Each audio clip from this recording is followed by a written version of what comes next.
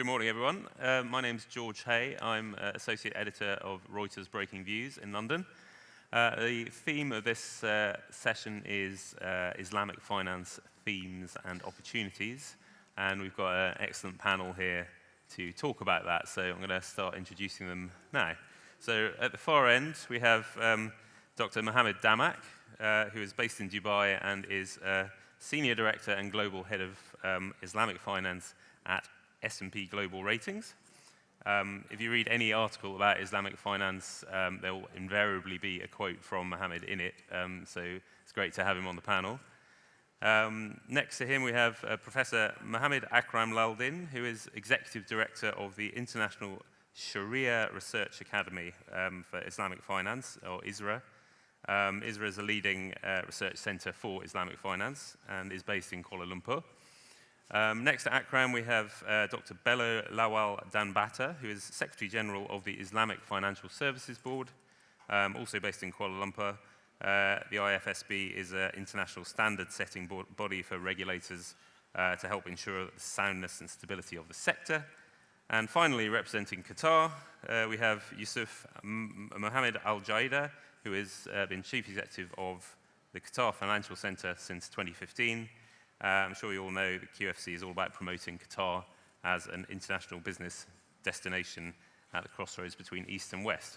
Right, so given our brief, we should probably start off with some trends. I'm going to start with you, Mohammed.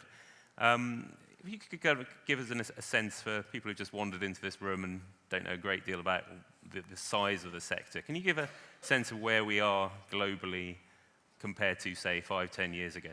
Sure. Thank you very much, and very good morning to all of you.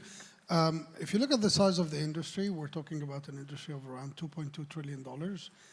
Compared with 40 years ago, it was nothing. It started in the middle of the 70s with the creation of the Dubai Islamic banks and other leading Islamic banks. Now, between the phase of 1975 to almost to 2010, the industry was growing at double digit. And more recently, the industry has slowed down. We estimate the growth for 2019 to be around mid-single digit, and we expect for 2020 another mid-single digit performance. And the reason for that is quite simple. The industry is concentrated by geography and by business line. By geography, there's like 80% of the industry assets are here in the GCC, Iran and Malaysia, and I'll add to that Turkey. And if you look at the performance of these countries over the last couple of years, it hasn't been what we have observed during the commodities super cycle. The growth of the GCC country has slowed down. The growth of Iran went deeply into negative territories when the sanctions of the US were reinstated. The growth of Turkey went to negative territories last year. And because of the concentration of the industry in these countries, obviously the growth of the industry came down. Now there's few good news in there, or few bright spots. One of them is Malaysia, where the growth has continued to be consistently positive over the last few years. And even though Malaysia has been through a significant political change recently, I think the industry continued to grow quite rapidly. The other good bright spot is the Sukuk market. In 2017, we've observed a significant increase in the volume of issuance. That was followed by stagnation in 2018, and now the growth is picking up again. I think year to date, the market has seen a performance of more than 30%, what we have observed in 2018. But this was for the wrong reasons. Why I'm saying wrong reasons, it's because the growth was not coming from the core issuers of Sukuk, or the issuers in core countries in the GCC, for example, where we have observed a drop in the contribution of Sukuk in the funding mix of the GCC issuers. The growth was coming from the Central Bank of Indonesia, where they decided to offer Sukuk as liquidity management instrument for their banks, and the growth was also coming from Turkey, where the country has been trying to open all the financing, external financing avenues possible in order to fund its economy. Okay, well that's a great introduction. Akram, what's your kind of view from Malaysia? We touched on that a little bit there, but maybe you could expand on that. Yes. Thank you, George. And first, I would like to thank the organizer for inviting me to this forum. It's a wonderful forum. Now, talking about Malaysia, of course, I mean, we started our Islamic finance in 1983 with, the first Islamic bank. And then we have the Takaful industry, 1984. And then after that, of course, the capital market has fly. At the moment, in terms of size, for the Islamic banking asset, we have about 35%, almost 35%, up to 2019. Now, we are coming to the end of the year, and the target that was set by the central bank for 2020 is that the Islamic banking asset will go up to 40%. That is a target that was set by the regulator. Now, in terms of sukuk issue, and I would say that Malaysia, as mentioned by Damak, is one of the biggest issuer in which the value is about 13.9 billion or 35.1% of the US 39.5 billion issued in the first quarter and the 31st March. This is based on the statistic. And if you look domestically, you see the issuance of sukuk in Malaysia has surpassed the issuance of conventional bond, right, in which in the local market at the moment we have about 60% of the total issuance are sukuk. In terms of takaful, the Islamic insurance is still relatively small. It's about 13.1% at the moment, you see, but it is slowly increasing. And I believe that, this is very much because of the robust infrastructure that we have in Malaysia, because of the in Malaysia, I would say that relatively it is, top-down approach, where the regulator and the government really push, for Islamic finance. And even if you look into the government issuance, you see many of the government's issuance, they are using Islamic instrument in order to issue the Islamic finance instrument. Okay. Thank you. So, Bello, what about the regulatory trends that we should know about?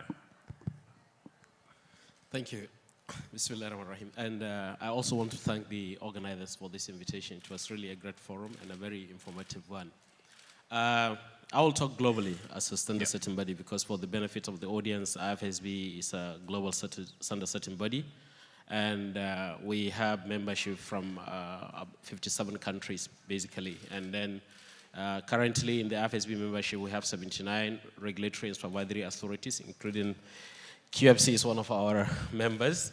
We have the international organizations like the World Bank, the IMF, and of course, the UNDP, Islamic Development Bank. They are all members of the IFSB.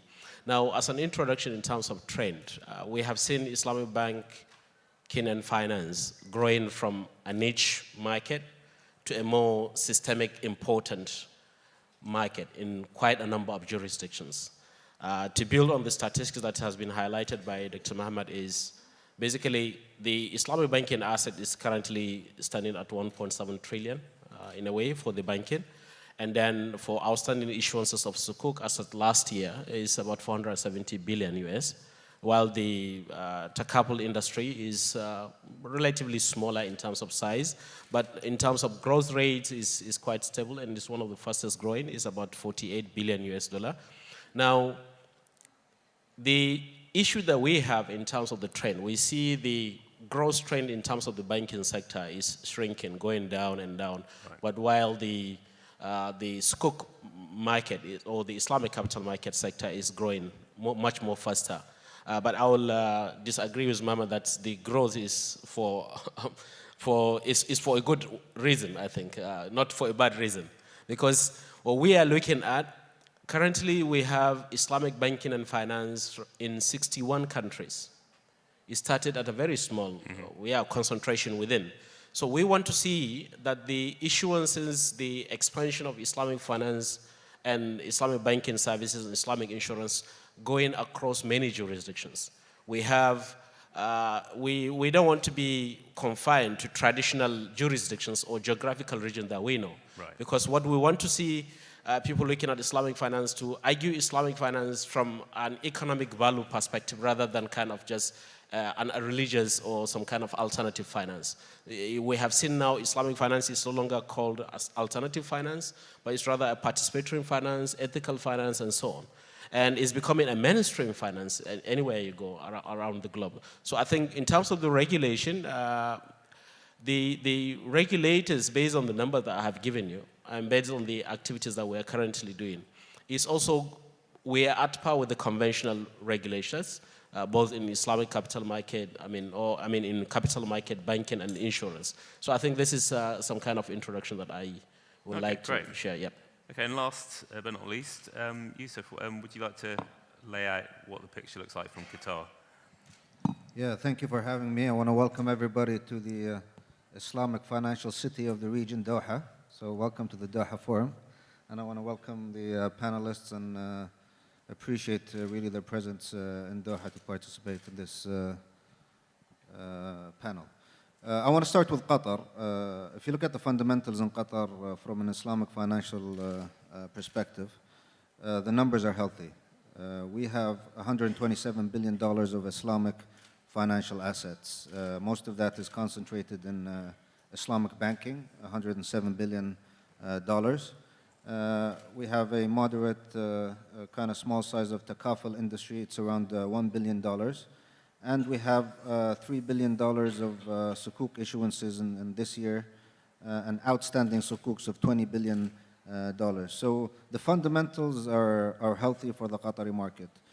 That represents 33% of the conventional market, which is a very interesting ratio and indicates that a significant amount of your commercial transactions are skewed towards still the conventional, but the Islamic financial activities are catching up.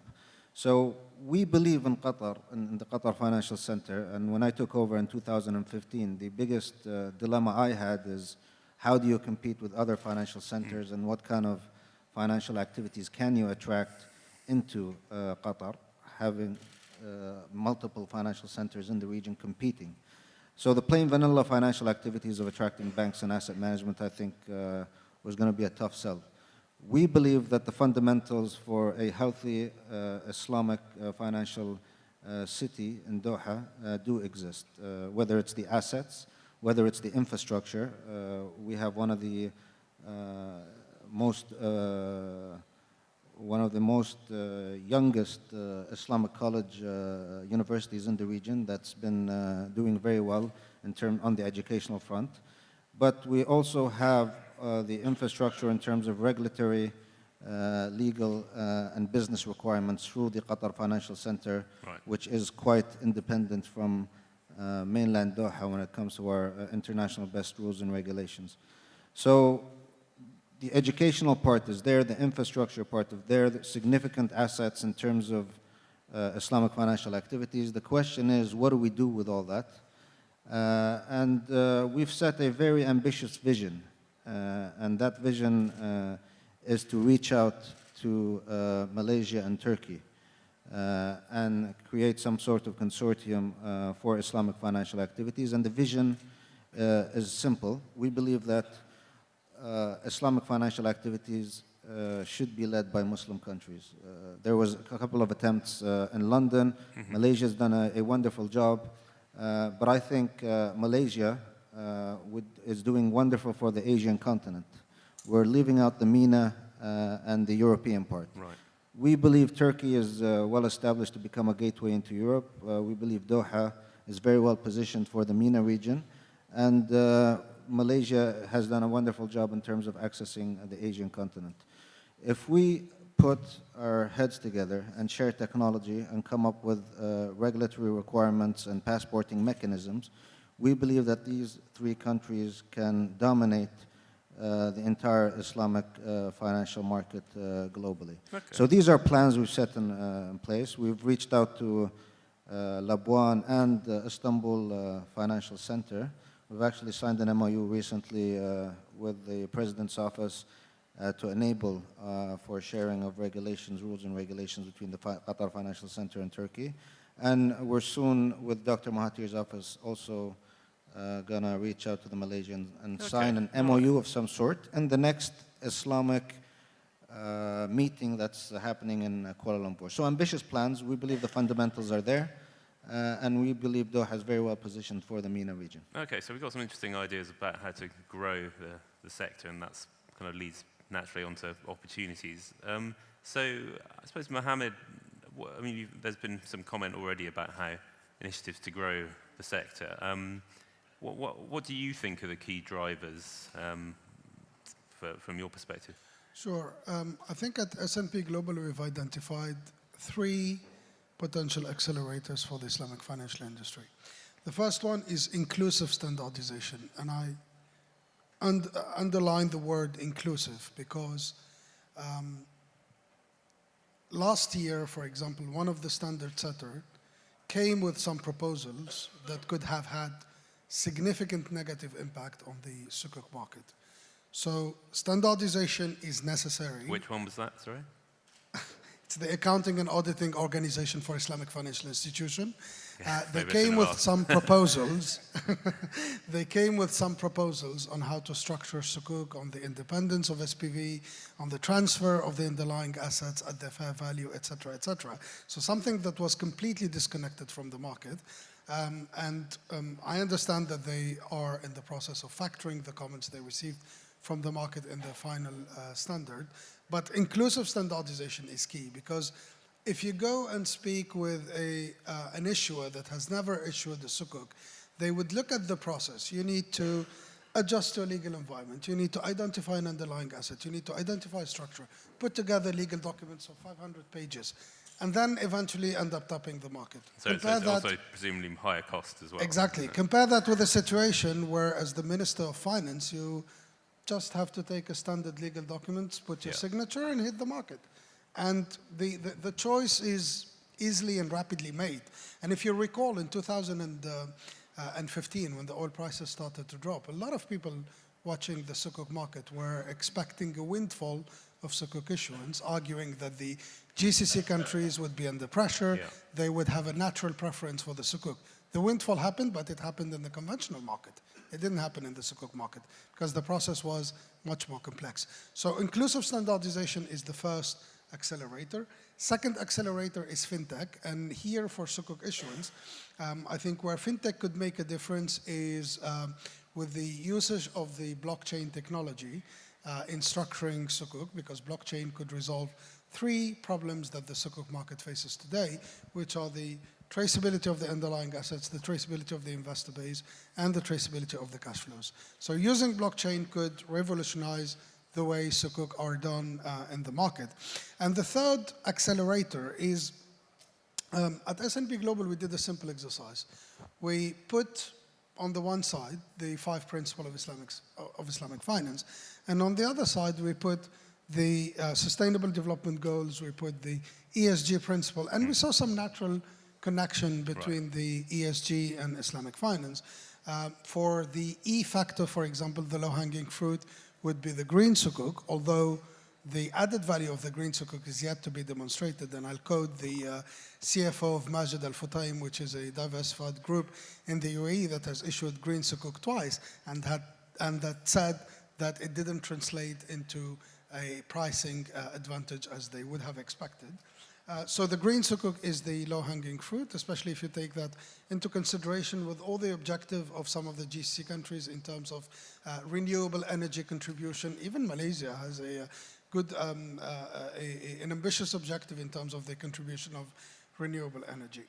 The second low-hanging fruit is for the governance. For the governance, Islamic banks and sukuk are, by definition, subject to another layer of governance compared with the conventional, which is the Shari'ah governance. The problem is that it didn't translate into the market discipline you would expect from this additional layer. And the reason is simple, because the finding of the Shari'ah audits are never shared publicly. So this is why some of the regulators, I know that Malaysia has been pushing in the sense of adopting external Shari'ah audit and publishing the results of the Shari'ah audit. And the final aspect, which is the social aspect of the equation, which we would like to call the missing S, because by definition, Islamic finance and Islamic economy have the instrument to fulfill this S or social objective. The zakat, for example, the waqf, which reportedly the number for waqf is much, much bigger than the industry itself. But the problem there is that these instruments have not been leveraged properly in Islamic finance. And when I say leverage, don't get me wrong, what I want to avoid is that people, and we've seen some calls in that direction, people using zakat or waqf as a first loss tranche to support private sector money, which is certainly not the reason why waqf was created in the first place. Right, okay, interesting. Mr. Akram, from a Malaysian perspective, what do you think are the key drivers? Do you agree with those drivers? Do you think there are other more important things? All right. I would like just to continue a little bit what Mohamad has been saying. I mean, first, when we talk about the standardization, you see, being a Shari'ah expert, sitting on several Shari'ah board, I mean, having a kind of, not to say standardized view, but very much on harmonization of Shari'ah view is also very important across the jurisdiction. Because sometimes I think one of the peculiarities that we can see in the market is that one particular product, let's say it is being approved by one Sharia board, but it is not acceptable by another Sharia board. This will, of course, hinder the progress of the market. That's why I would urge, more interaction between the scholars, particularly, and also between the scholars and also the practitioners. I think this is important. You see, in order for the scholars to understand what is the reality on the ground, and with this kind of interaction, harmonization of view, you see, can be achieved. Now, talking about the ESG, SDG, if you look into the development of Islamic finance, I believe that since inception until now, the focus has always been to come up with the Sharia compliant products, meaning that the halal product. You see, to remove, all the elements which are considered as non-halal and to offer a halal product. But the trend nowadays, you see, people are questioning what is the value proposition of Islamic finance. You see, and the tendency is that to try to compare between what is offered by Islamic finance and the conventional.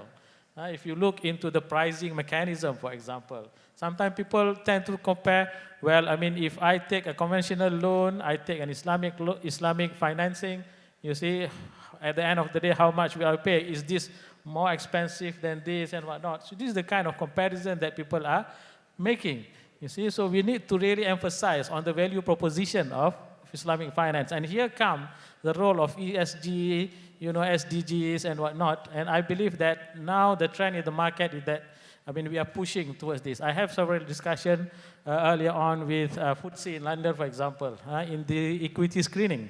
You see, apart from the usual, you see, Sharia perimeter that is being used, so now there is the SDGs or ESGs perimeter that we are integrating into the screening. Not to say that the equity is non-compliant, but that this is an added value which I believe that people in the market will really appreciate it. Now, on the other aspect is the integration between Islamic finance, whether banking, capital market, takaful and whatnot, with other social nets in Islam. You see, Damak mentioned about the mentioned about the wakaf and also zakah. At the moment, we can see that there is this connection. You see, banking, and the expectation of people is that, when they embrace Islamic finance, they expect that Islamic finance can solve all the economic issues that is facing the Muslim Ummah and also the world. That is not the case, because Islamic finance is only one part of the entire Islamic economic or social netting that is available. So it is very important for us to connect. If you have time, perhaps I will further explain some of the efforts that we have been doing in Malaysia, particularly to connect between different instruments that is available. Why don't we bring in Bello at the moment, because you were talking about the importance of harmonization and standardization. Is that an easy thing to do? I mean, how it doesn't sound particularly so. Well, I mean, harmonization is achievable, but standardization is achievable as well, but more challenging. How do you define the difference, incidentally? All right.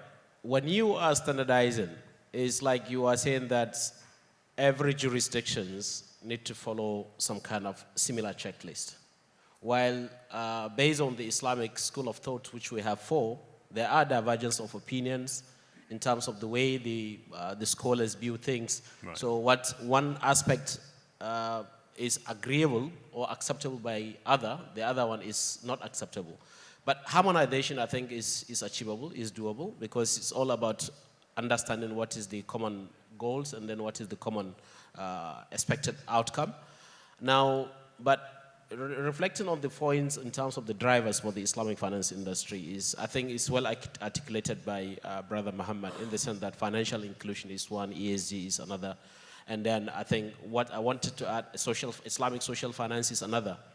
But what I wanted to add here is more on the social responsible investment as well, which is something that is very, very well encompassing in terms of this Islamic social finance as well as the ESG that we are talking about.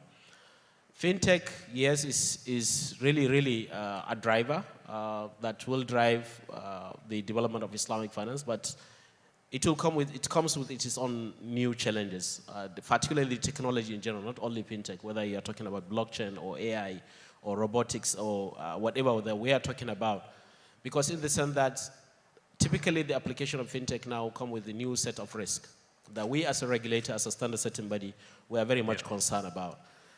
Now, financial inclusion is necessary. That's what we just issued last week. The first global technical note on financial inclusion issued by IFSB on prudential regulation. And in that particular technical note, we cover Islamic microfinance, fintech, collective investment schemes, as well as Islamic social finance. We are talking about zakat, waqf, and sadaqah. But what we are concerned is the application of technology in delivering this kind of services, because there will be potentially third-party risk. Because the banks are not technology experts, they are not AI experts. And then now yesterday's debate in one of the forum in terms of technology and governance, there was some kind of, I can understand why the technology companies are now focusing more on the principles, which are very, very difficult to achieve, because they said we cannot regulate technology until we agree on the principles. Yeah. Now, for financial sector, we already know our principle. It's all about consumer protection. It's all about level playing field. It's all about returns as well, and good governance. So we cannot rely so much on technology to deliver financial inclusion without having a proper assessment of the risks, because the banks now potentially will be exposed to a new set of risks that is beyond their control, because they don't have. So the key driver that will drive the Islamic finance industry forward is more about the capacity. The capacity building of the regulators is essential. The capacity building of the regulators and the marketplace is all essential. So this is one aspect that I see will support in terms of achieving harmonization, as well as to some extent standardization. And then liquidity management instruments and the right infrastructures are also another key driver, because there has been an outstanding challenge in many new jurisdictions. While some jurisdictions are matured markets, emerging jurisdictions or new markets are having challenges in terms of the liquidity management instrument. Because, I mean, in the IFSB membership, as I mentioned, we have 184 members, 79 regulatory and supervisory authorities, and then 8 international organizations and 95 market players. There are jurisdictions like Luxembourg, Germany, and so on, and UK, of course. They have embraced Islamic finance, and there is high aspirations to become a hub in their region. But there are these challenges that really will drive the growth of that particular industry, which basically is the liquidity management instrument and the capacity as well of both the regulators and the marketplace. Right. Okay. So I think this is the perspective that I'm looking at. Okay. Well, Yousuf, Mohamed was talking about earlier in 2015, 2016, everyone was expecting a kind of increase in Sukuk issuance because of the oil price collapsing. Do you see any kind of macro drivers for kind of increased issuance in the GCC from where we currently are? Because, you know, globally the macro picture isn't great. Or are there any other drivers that you would point to? Let me just touch upon real quick fintech. I think it's a growing landscape within the Islamic financial industry. If you look at the numbers, it's a very small percentage currently. 1% of the entire fintech landscape is Islamic fintech, which says that could be interpreted that there is a massive opportunity for Islamic fintech. There's currently, if you look at the landscape, there's currently 121 companies. We've seen companies recently doing robo-advisors, blockchain, P2P lending, a lot of remittances, mobile payments. So I think it's a growing trend. And financial inclusion is definitely going to be one of the areas that fintech is going to touch upon and improve upon. Because there's massive Muslim populations in several Muslim countries that are unbanked, and the only solutions, it seems, is that fintech is banking those populations. In terms of sukuk issuances, and fintech can, of course, to micro sukuk products and also cater for that segment. In terms of sukuk issuances, yes, I think you're going to start seeing growth, and the reason is simple, is because if you look at the oil prices currently, they're around 50 and 60. A lot of these governments did not foresee a very long period, especially in the GCC, of a 50, 60 level. They've adapted recently. Yep. But if you look at the deficits in the GCC, they're quite enormous compared to the last decade. Yep. I mean, if you look at Saudi Arabia itself, it's a $50 billion deficit. So definitely. That has quite a big Islamic finance part of its market, right? Definitely, definitely. And, you know, the Aramco IPO catered for 50% of that deficit, but, you know, you kind of question where's the other $25 billion going to come from, and apparently issuances of Sukuk is going to have a major role in terms of funding a lot of the deficits in the region. Qatar is probably one of the lucky countries. We have a surplus this year. We've had a surplus, barely a surplus last year, but a surplus this year definitely. So maybe less issuances of Sukuk for government purposes, but we've seen recently the $300 million Sukuk of the Qatar International Islamic Bank, very successful, listed on the London Stock Exchange, oversubscribed to 2.6 billion. Tier 1, quite innovative, and it was very successful.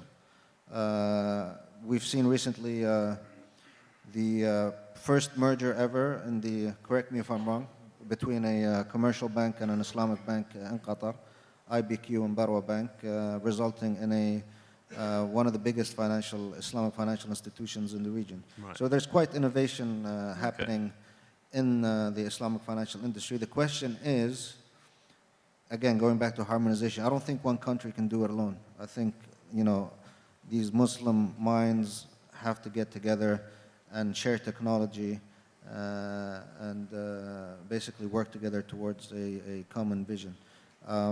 Again, like I said, I think a lot of the countries need to leverage off what Malaysia has done.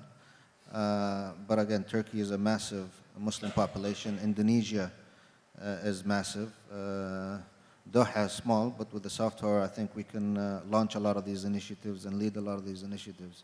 So I'm quite optimistic when it comes to the development of the industry. So, Mohamed, do you kind of agree with the idea that Turkey and Qatar, and the kind of stuff that Yousuf was talking about, is, you know, Muslim countries really driving this, or can we see, should we look to kind of growth opportunities in London, Hong Kong, kind of other areas that we haven't talked about so much so far?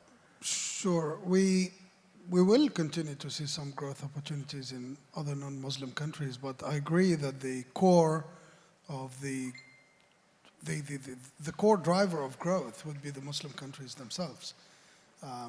whether it's the GCC, whether it's in Iran, whether it's in Turkey.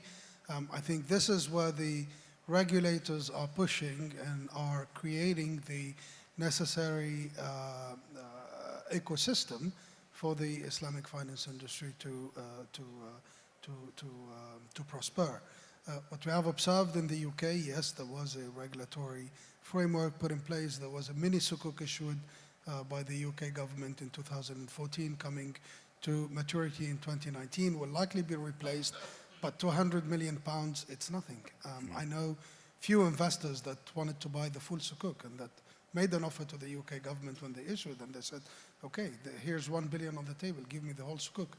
Hong Kong, I think they've issued 3 times 1 billion sukuk over the last 3 or 4 years. The sukuk was pretty successful. When they started to issue, they were rated AAA.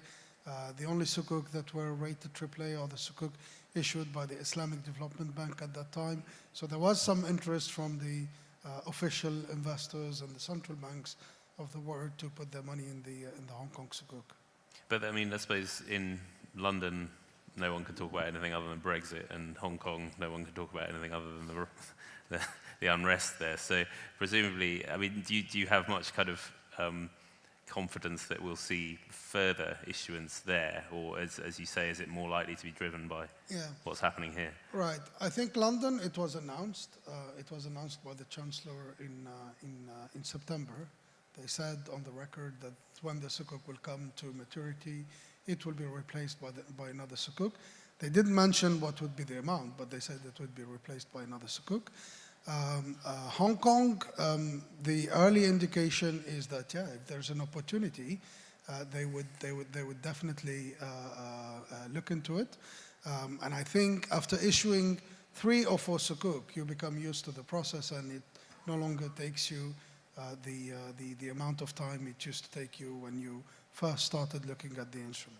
Right. Well, Boris Johnson has got some Turkish ancestry somewhere in his background, so maybe that will be a key driver of this market. But yeah, but if you want to talk about the Brexit, I think the Brexit, now that the probability of a no-deal Brexit is declining, but few months ago, when the probability of no-deal Brexit was quite significant, I think some of the Islamic banks were under pressure, not so much from a liquidity perspective, because their funding is mainly coming from their customer deposits, so it's core, it's going to stay there. Even if the financial markets are disrupted, they won't be impacted.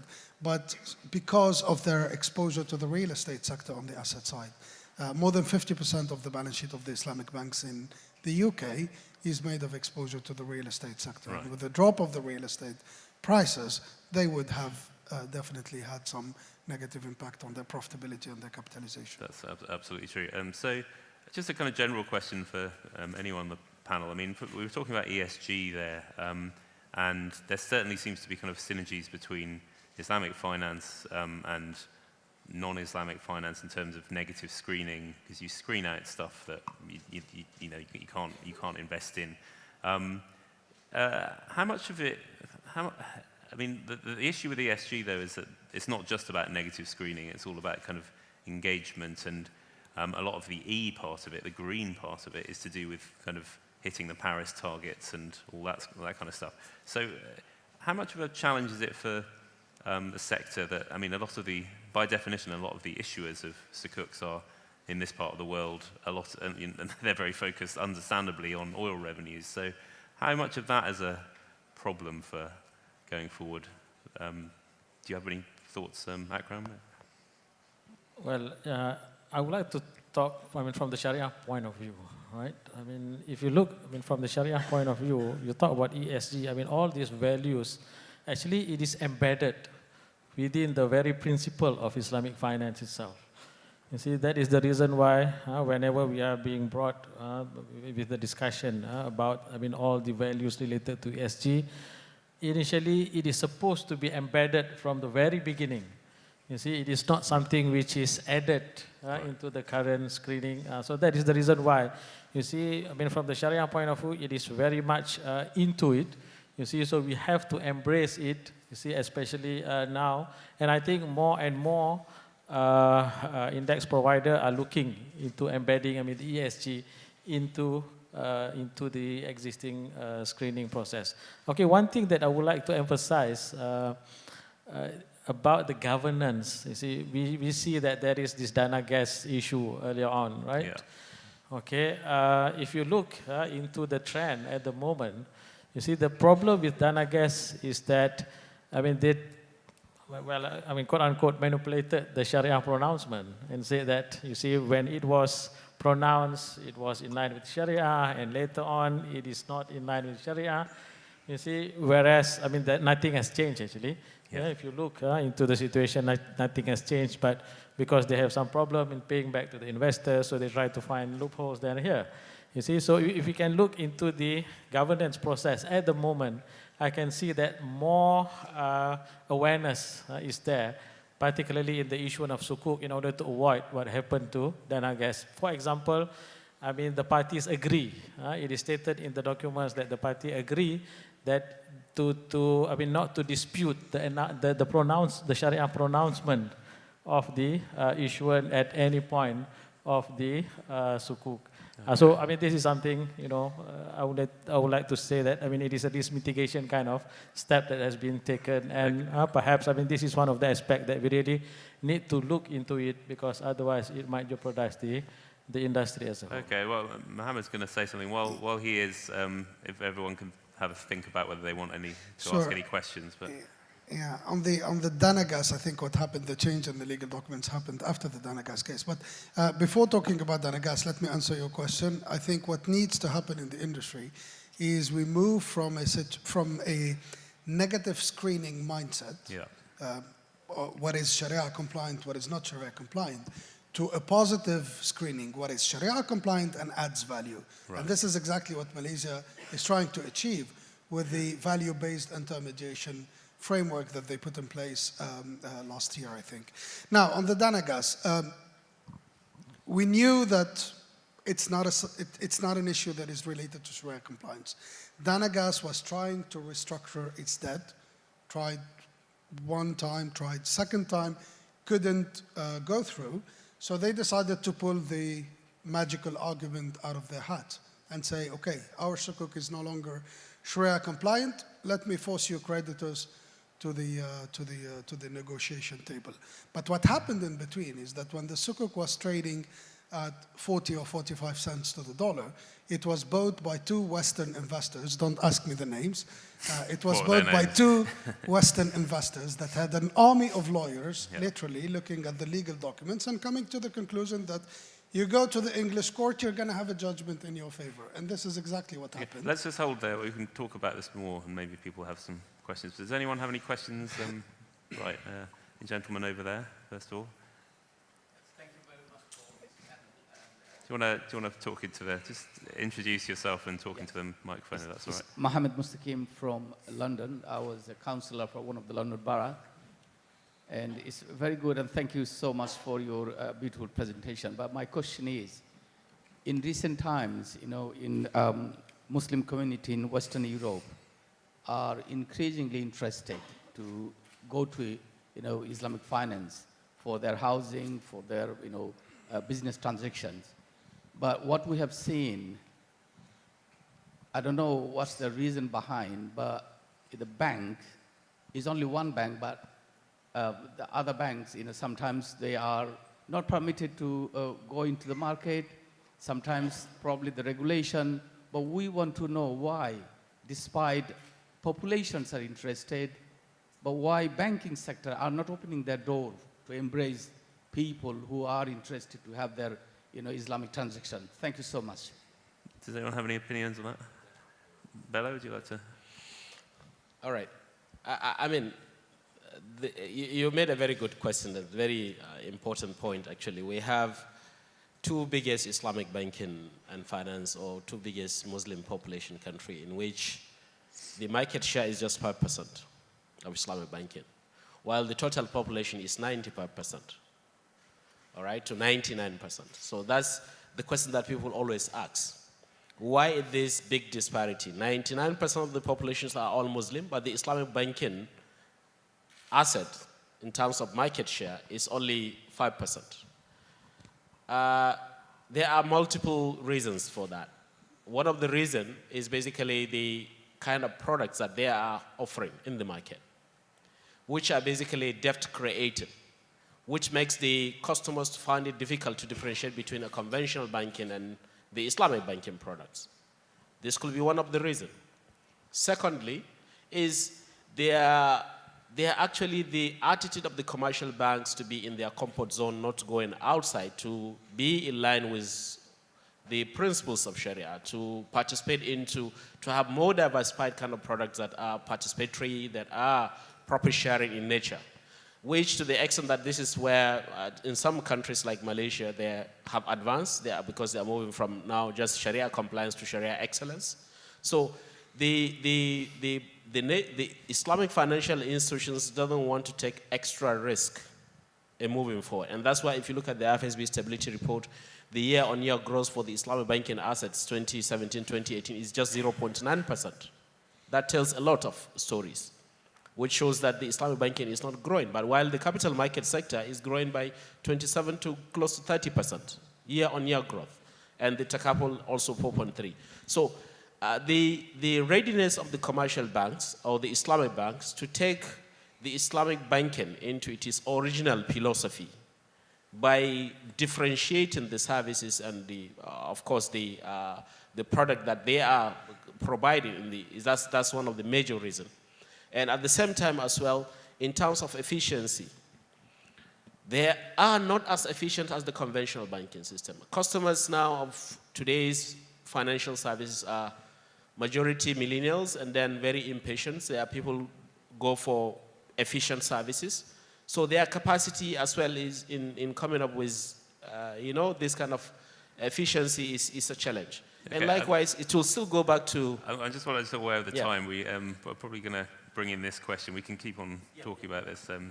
Next gentleman. Yes, hi. I'm Riaz Naqshbandi from American University, Kogar School of Business in Washington, D.C.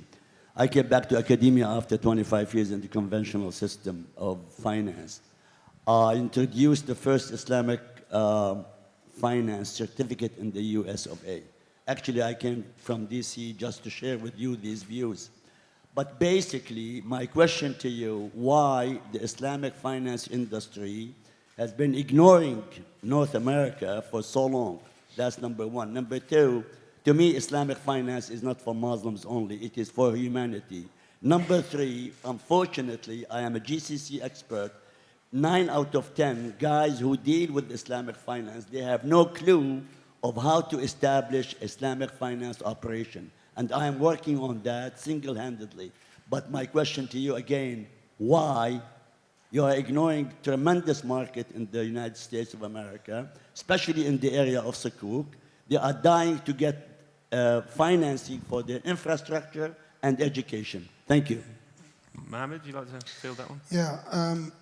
Why ignoring North America? I don't think the industry is ignoring North America. There is an Islamic bank, Lariba Bank. There have been a couple of issuance of sukuk by American companies. GE is one of them, and Goldman Sachs also issued the sukuk. It all comes down to the opportunity. And coming back to your question, I have a slightly different view compared with Dr. Bello. I think the Islamic banks are, at the end of the day, commercial enterprises. So if you don't have a regular income, if you don't meet their selection criteria, you would be out. This is the first reason. Second reason, assuming that the